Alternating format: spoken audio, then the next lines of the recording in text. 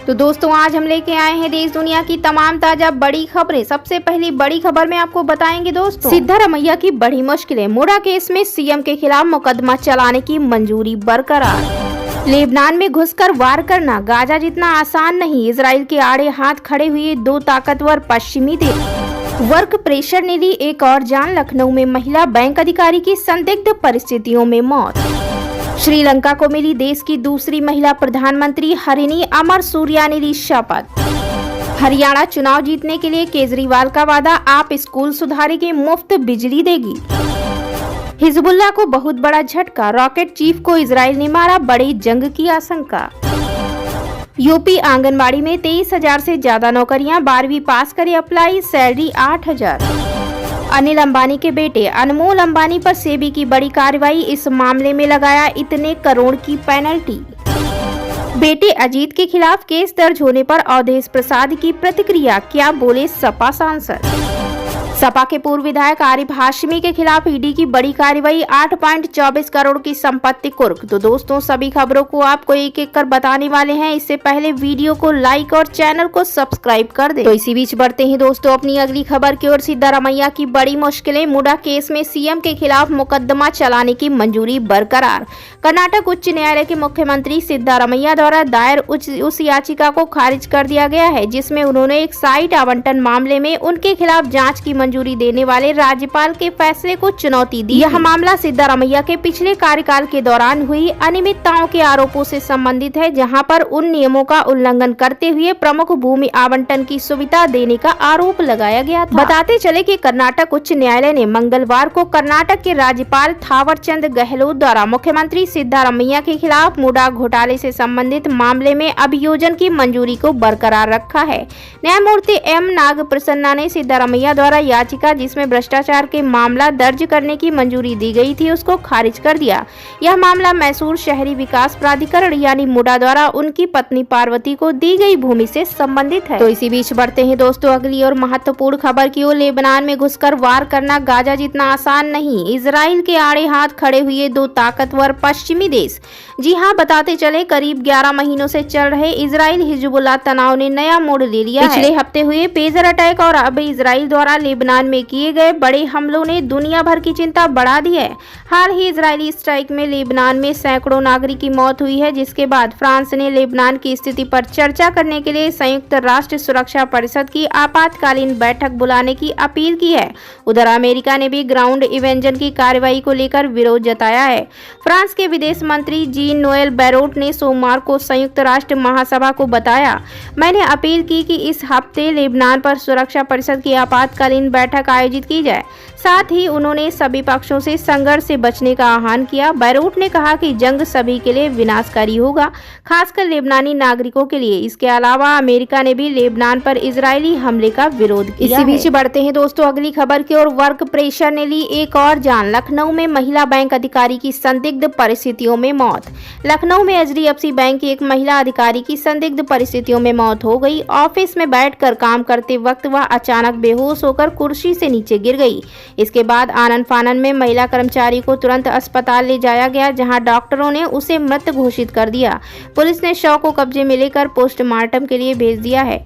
यह महिला कर्मचारी वजीरगंज की रहने वाली है। सदफ फातिमा, उम्र 45 साल बताई गई है। बता दें दोस्तों, ये गोमती नगर के विभूति खंड ब्रांच में एडिशनल डिप्टी वाइस प्रेसिडेंट के पद पर तैनात थी। फातिमा के ऑफिस में काम करने वाले कर्मचारियों ने बताया कि यहाँ काम को लेकर काफी प्रेशर था, इसके चलते वो काफी तनाव में रहती थी, जिससे काम के दौरान ये घटना हो गई। तो बढ़ते हैं दोस्तों अपनी अगली खबर की ओर। श्रीलंका को मिली देश की दूसरी महिला प्रधानमंत्री, हरिणी अमरसूरिया ने ली शपथ।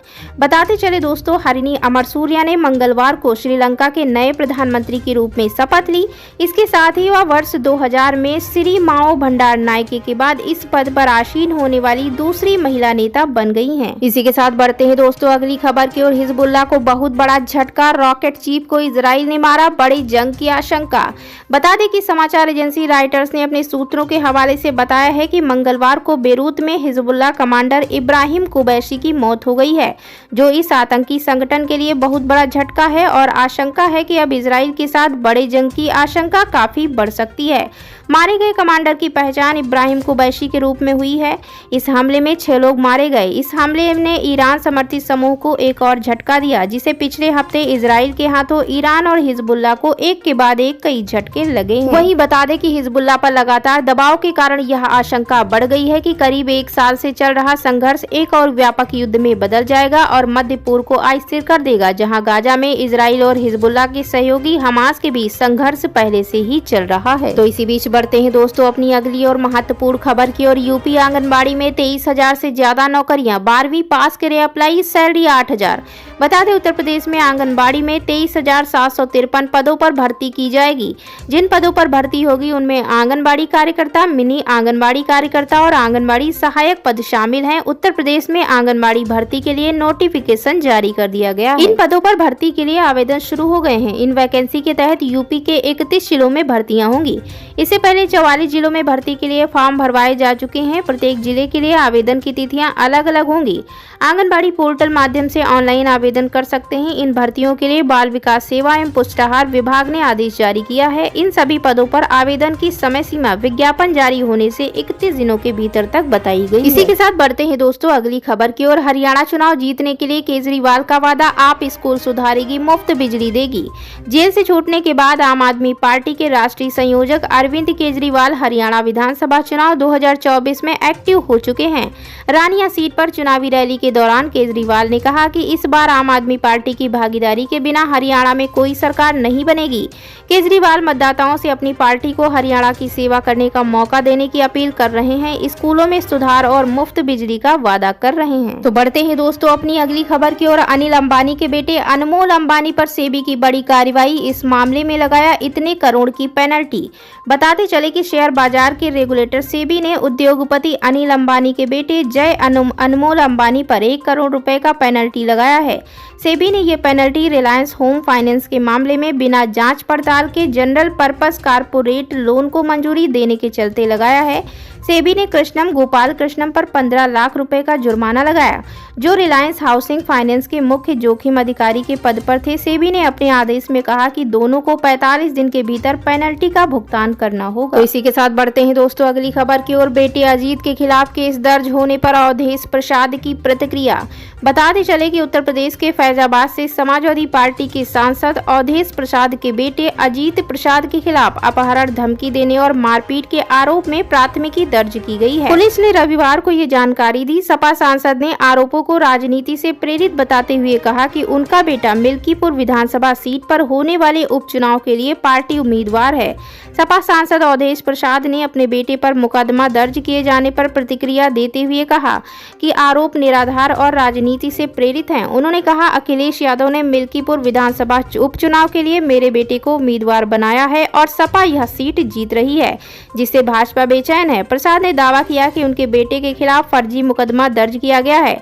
उन्होंने भाजपा पर रौनाही थाना क्षेत्र में पुलिस अत्याचार के खिलाफ आंदोलन को दबाने की साजिश करने का आरोप लगाया। आंदोलन के दुखीराम नाम के व्यक्ति की मौत हो गई। पुलिस सूत्रों ने बताया कि मुकदमा भारतीय न्याय संहिता की धारा 140(3) अपहरण, 115(2) स्वेच्छा से चोट पहुंचाना, 191(3) घातक हथियार से लैस होकर बलवा करना, 351(3) जान से मारने की धमकी देना के तहत दर्ज किया गया। इसी बीच बढ़ते हैं दोस्तों अगली खबर की ओर। सपा के पूर्व विधायक आरिफ हाशमी के खिलाफ ईडी की बड़ी कार्रवाई, 8.24 करोड़ की संपत्ति कुर्क।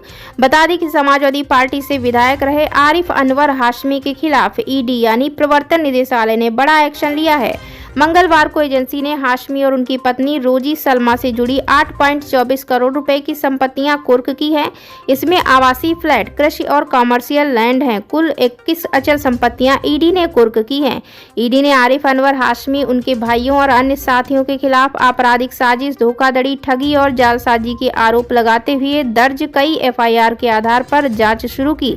हाशमी को यूपी गैंगस्टर एक्ट के तहत गैंगस्टर भी घोषित किया गया है। सपा के पूर्व विधायक पर अवैध अतिक्रमण और जमीन हड़पने का भी आरोप बताते चले कि ईडी की जांच में भूमि रिकॉर्ड से संबंधित सरकारी दस्तावेजों के साथ छेड़छाड़ की भी बात सामने आई है। इसके साथ ही अन्य तरीकों से अवैध धन कमाने के कई मामले सामने आए हैं। जांच से पता चला है कि कुर्क की गई संपत्तियां अपराध की आय से अर्जित की गई हैं। ये संपत्तियां लखनऊ, बलरामपुर और गोंडा में हैं। वहीं बता दें कि आरिफ अनवर हाशमी समाजवादी पार्टी के विधायक रहे हैं। बलरामपुर में उतरौला सीट से 2 बार विधायक चुने गए हैं। हाशमी और उनके भाई सादुल्लाह नगर पुलिस के रिकॉर्ड में हिस्ट्री शीटर हैं।